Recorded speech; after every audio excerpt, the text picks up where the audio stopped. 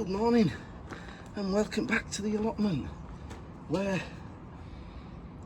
we get to this time of year I have a little bit more time on my hands, so I try and help out on site by cutting the grass. I do it, you know, periodically throughout, and I thought today I'll do it while it's early and it's not too warm, because it has been warm these last few days and we're going to be hitting the 30s in the next few coming. So I've got that out of the way, thankfully. So now I'm just going to nip to the plot and do a little bit before it gets too hot.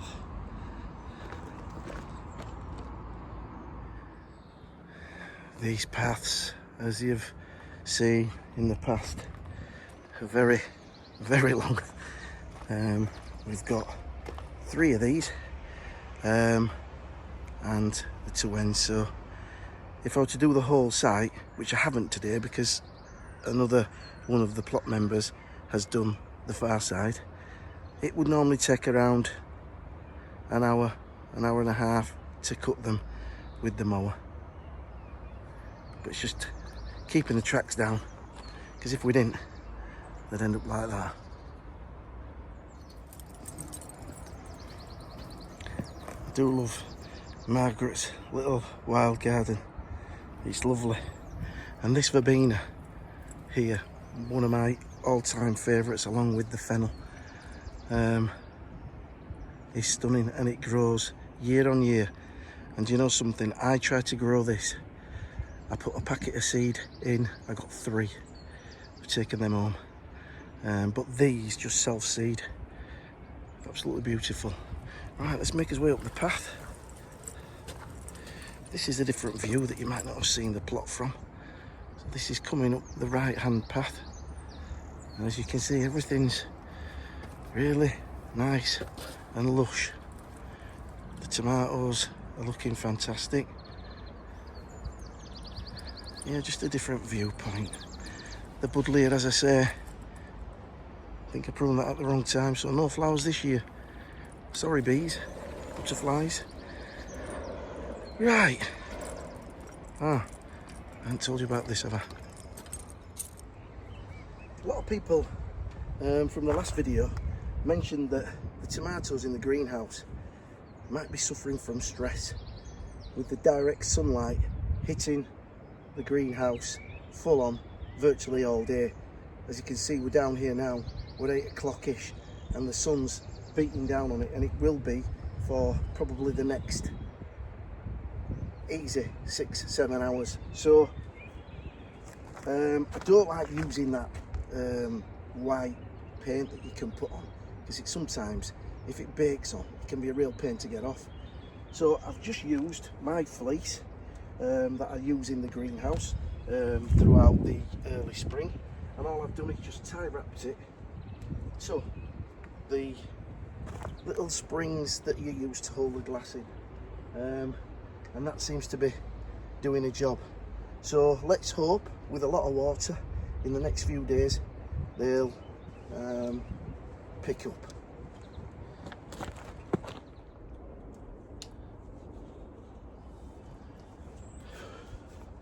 Right, so it's pouring off me already. Right, so what we're going to do today is, I discussed with you that I'm going to do some direct sowing, and today I'm going to be sowing some more beetroot straight out, and I'm going to be growing some, let me have a look, peas, and these are rondo. Now normally with peas, I used to put them in the gutter and grow them on and then put them outside, but I've had to use all my guttering for the log store, so I've none available. So I'm going to direct sow these. Now, some of you might know I like to have things in nice straight lines, and I don't like to direct sow because you don't know what you're going to get, you know. So like with the parsnips, I like to transplant them, because I know then I've got an equally laid out bed. I don't like gaps, drives me mad. So, but because of these spare beds that I've got, I'm just going to go off the cuff and do things that probably I wouldn't normally do. So I'm going to get those in.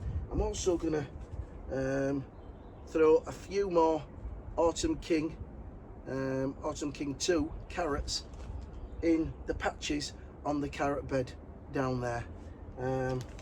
Yeah, I've had a lot of suggestions of what I can put in the beds, so thank you very much to all those subscribers that left me a message, and we'll be making headway through that as we go on down the weeks. Right, let's get cracking.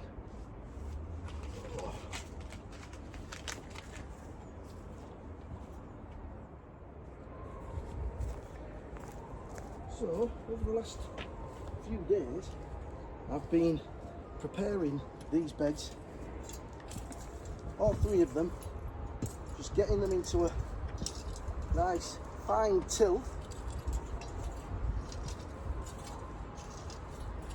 and now what I'm going to do is just rake off the excess lumps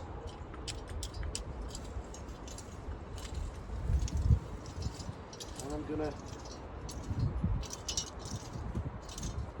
sow some peas in here. Not comfy doing this at all, but why not? So all I'm going to do now is just rake a few drills out, probably about 6 inches apart. So that's 1 there, 2 there.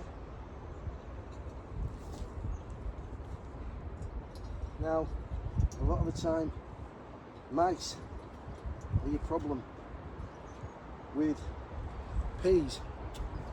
So, let's see what happens. Some peas in my hands. Oh, split my difference there. Oh, that's it. Right, let's just drop these in.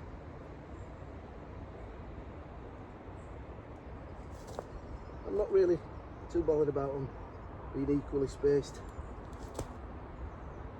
Just lay all round. He says as he adjusts one.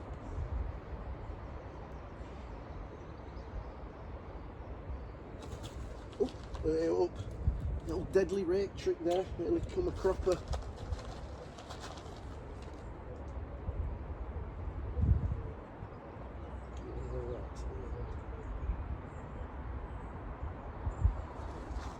One more. I know some people soak the seeds before they put them in, but stand on it now, forget about it.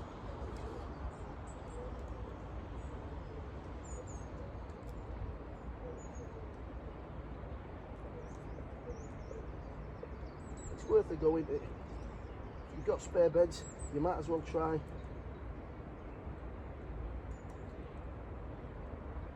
utilise them.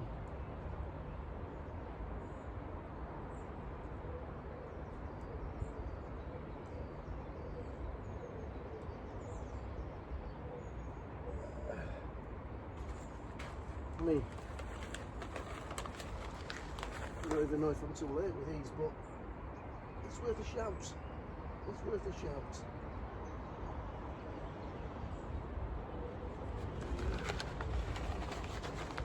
Might have enough for maybe another 2 rows. And then what I'll have to do is obviously watch out for them growing. As soon as they grow, hopefully I'll get some sort of pea structure up and for them to climb onto, and then I'll also net them like we do nearly all the crops that we're putting in of late. Right, leave me to get these all finally sowed and I'll come back to you, but I've got to get a drink of water. I'm absolutely parched. So hopefully you can see there that I have 5 rows of peas, and all I'm going to do is just get those covered over and give them a really good soak. But before I do that, I'm just going to get some bamboo canes just to mark each end of the row so I know where they are, and when they start to sprout I can get that structure up and covered.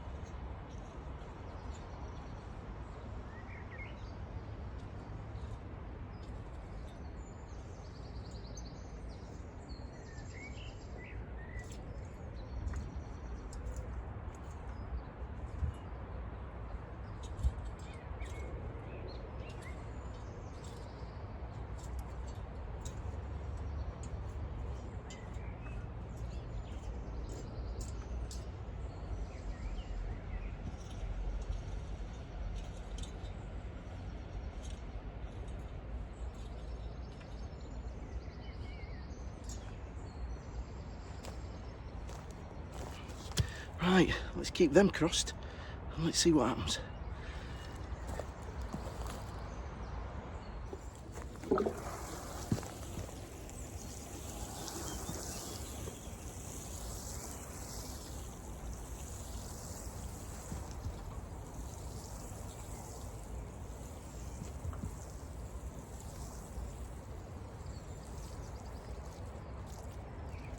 Get one more on there and that should be suffice.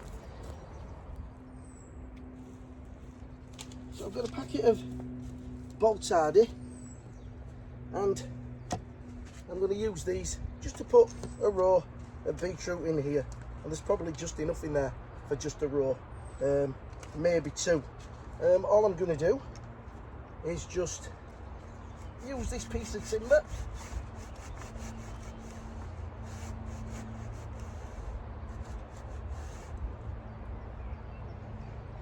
best I can to create a drill.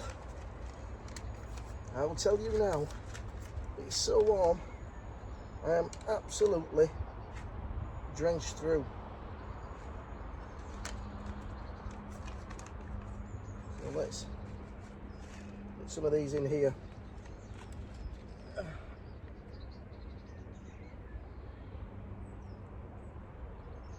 Again, not too bothered about the spacing. What I've found over the years is that beetroot grows in clumps, and even though they're up against each other, they still manage to, yeah, some are bigger, some are smaller, but the baby beets taste just as sweet. So just in you go. I might get 2 rows in here, I'm not sure.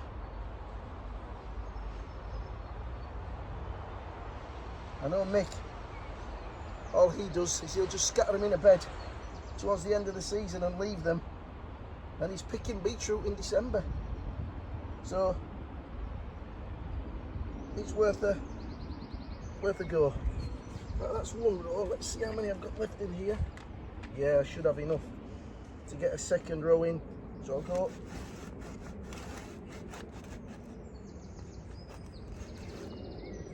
like that.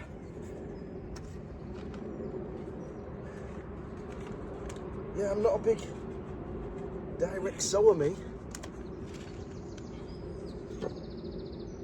Just prefer that control.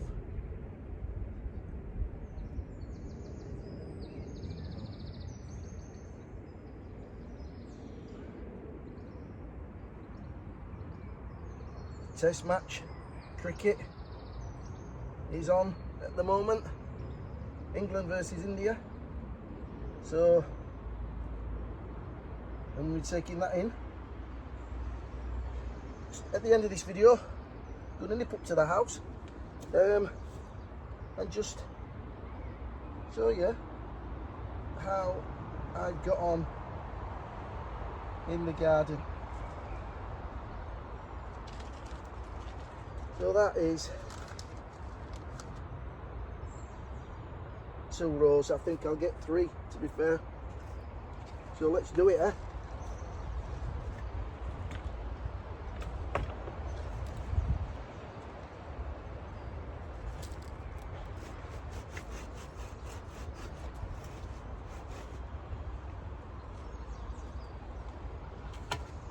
Oh dear me, it really does take it out here, does this weather, but I ain't complaining. I love it. I'm not complaining. Bring it on. I've turned the hot tub into a cold tub, and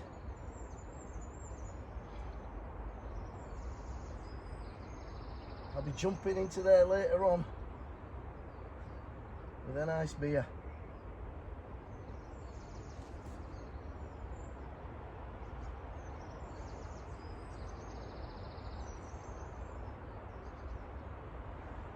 Is anybody else direct sowing at this point? If you are, what are you putting in? Let me know in the comments below. Right, again, bamboo canes. Oh dear.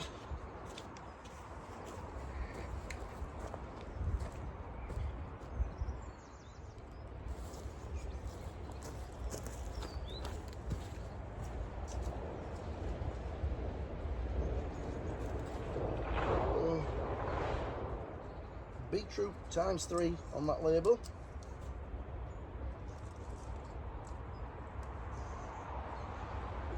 And just back rake that over.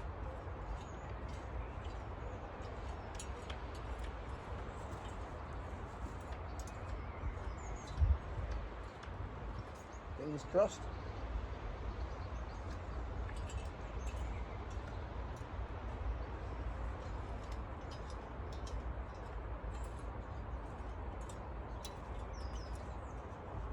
There we go. A little bit of water and we should be on his way.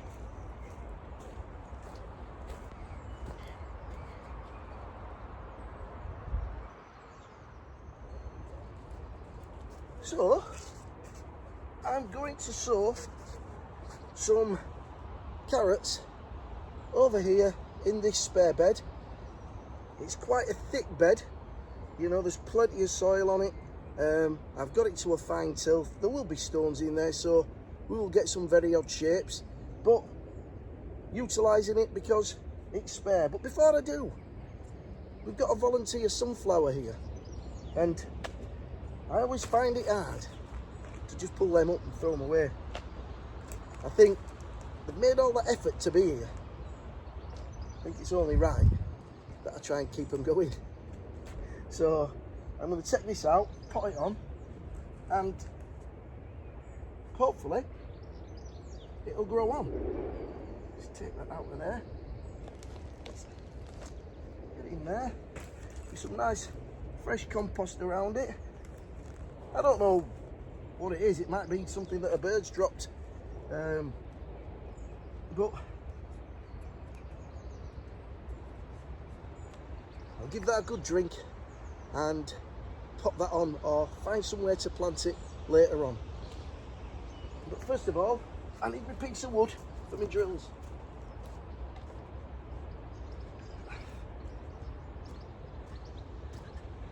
There we go.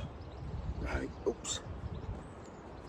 I've got the feeling, man. You know, somebody came up with a very good idea the other week. I can't remember who it was, but he says, why don't you get a piece of board like this? It stretches right across the bed. He says, then get some carpet underlay and put a couple of layers of that on top. He says, and then it's there, just keep it out of the way, keep it dry. And I think that's a really good idea, that. So something I might be adopting soon. Right, let's get a drill made. There's one. Carrots behind me. And in they'll go.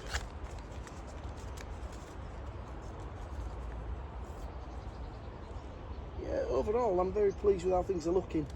Things are really starting to kick on.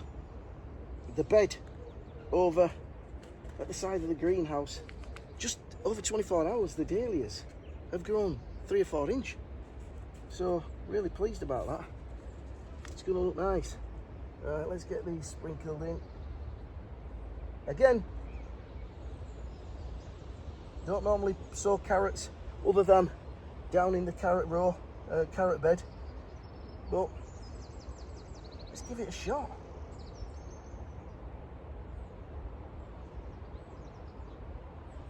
I do. Sow them quite, densely. They're so tiny, aren't they? It's virtually impossible to get them spaced, so just get them in best you can.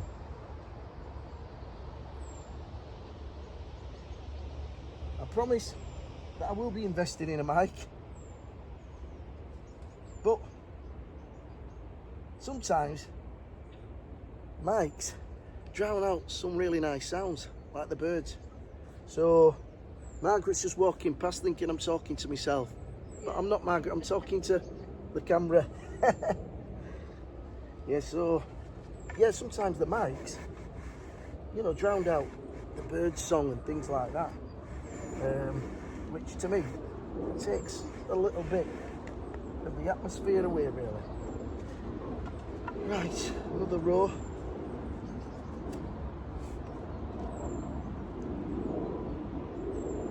Autumn King 2, I think it's called. Autumn King 2, yeah.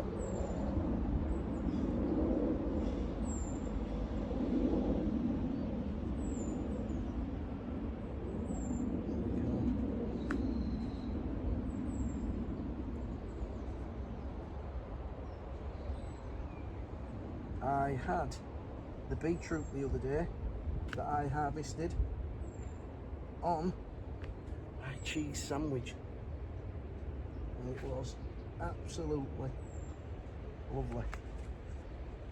Right, that's 2. Let's go for an hat tricky. Why not? You can see how deep this soil is. And these have been. Oh dear. One more row here.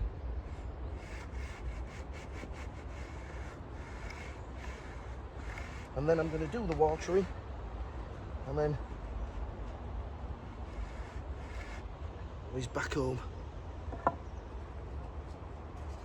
Right, leave me to this, guys, and I'll come back to you once I've watered in.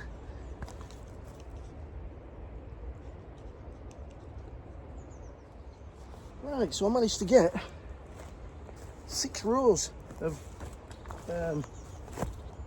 carrots there. I'm just going to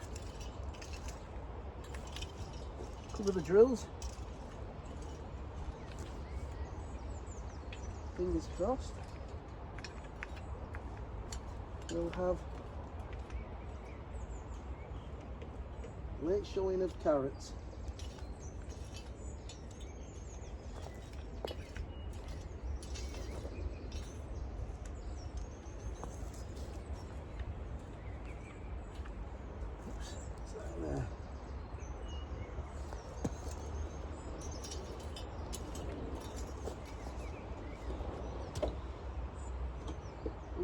That bit there.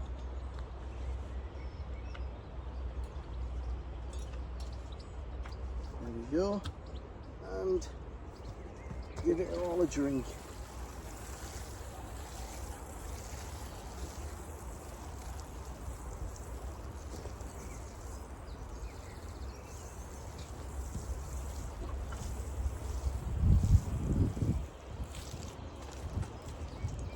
lovely job.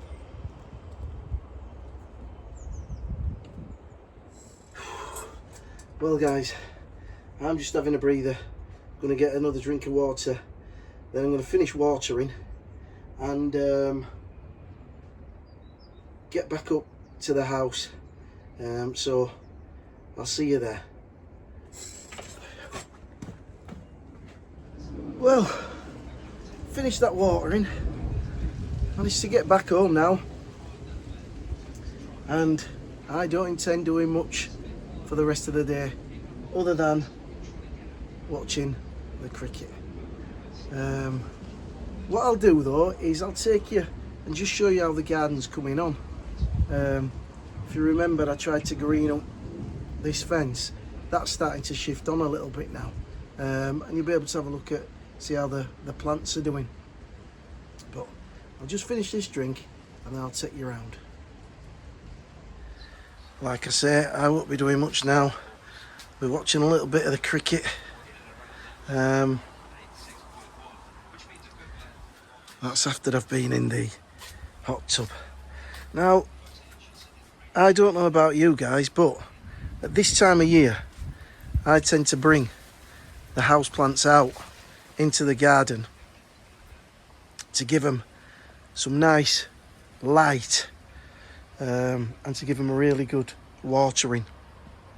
And I also look at if anything needs repotting, and that twisted palm there needs repotting. So whilst these are out over these next few weeks, I'm gonna deal with those.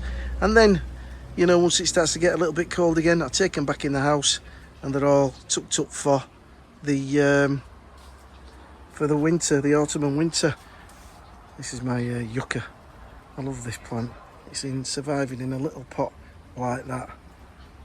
Right, yeah, so as I said, as you can see now, this climber, mile a minute, is going a bomb. And it's gone right round the other side onto my daughter's side. This clematis has flowered already in Montana, but I've got the wires in now, so I'm trying to train it down the way and over the top into my daughter's, so that it sort of sandwiches the top of the fence, so that I can cut the hedge on both sides then. My tomato plants are doing great. The tumbling toms, got 3 of those on these pillars. And down here now, the jasmine has started to move, and these are all my spare, show you them there, my spare sunflowers that I had left over. I'll move down, I'll show you what the planting around the hot tub looks like now. This is always a lovely place here. We're going to try and create a little seating area, move that barrel and create just a little bench area, because this is so cool in the shade, you know, when you've got the hottest part of the day. So as you can see now, the garden has, this is in the wrong place, the Montbretia, and it needs moving, and I'm going to dig that out. The reason I didn't dig it out last year is there was a fern underneath it, but that fern's not looking too clever. So this season, that big clump of, what's the other name for them? I know them as Montbretia. There's another name for them. You'll know. They're going to go right on that back fence there. So I've put some of the dahlias in here. So when they come up, and some of my favourite fennel, and some, what are the other ones called? Gazinias. So that little pocket will look really nice once it's up and running. Managed to get all my baskets done. They do get some light when the umbrella's not up. But yeah, it all looks really nice. As you can see now, that all looks nice and filled in. The cannas at the back there, and banana plant at the front.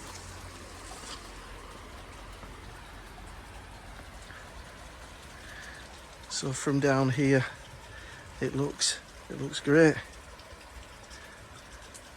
Everything's sort of filled out now.